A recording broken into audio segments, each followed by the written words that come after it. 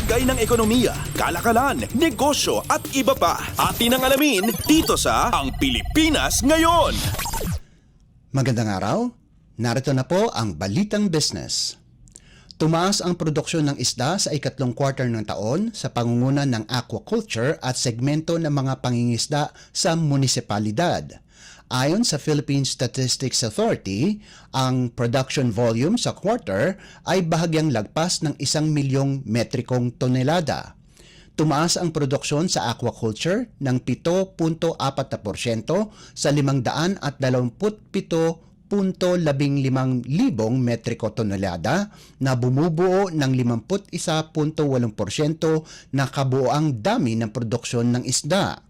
Dumami din ang inland municipal fisheries production ng 2.8% sa 51.62 libong metriko tonelada kung saan katumbas ito ng 5.2% ng produksyon. Ang segmento ng commercial fisheries naman ay nakapagtala ng pagtaas ng 0.5% sa 230.68 libong metriko tonelada at nasa 22.7% ng kabuang produksyon. Subalit bumaba ang produksyon sa marine municipal fisheries ng 7.7% sa 6.64 metriko tonelada na katumbas ng 20.3% ng kabuang produksyon ng isda. Sa 20 pangunahing isda, tumaas ang produksyon sa seaweed ng 14%, matang baka ng 32.8%, galunggong ng 17.2%, yellowfin tuna sa 28.5% at Indian mackerel sa 60.6%. Bumaba naman ang produksyon sa bangus ng 12%, tulingan ng 12.6% at ang tamban ng 37.8%. Lagay ng ekonomiya, kalakalan, negosyo at iba pa. Atin ang alamin dito sa Ang Pilipinas Ngayon. Nakapagpalabas ng 50.79 na bilyong piso ang Pag-ibig Fund sa nakalipas na 10 buwan para sirain ang pinakamataas na presyo ng pautang na nailabas sa kahit anumang panahon mula Enero hanggang Oktubre. Ang kabuang paglabas ng pera ay nakapagpabenepisyo sa mahigit 2,200,000 Pag-ibig Fund members na isa ring pinakamaraming bilang na naitala ng ahensya. Mula Enero hanggang Oktubre, ang presyo ng short-term loans na nailabas ng ahensya ay tumaas ng 12% o 5.5 bilyong piso kumpara sa 45.29 na bilyong piso na nailabas sa kaparehong panahon noong 2022.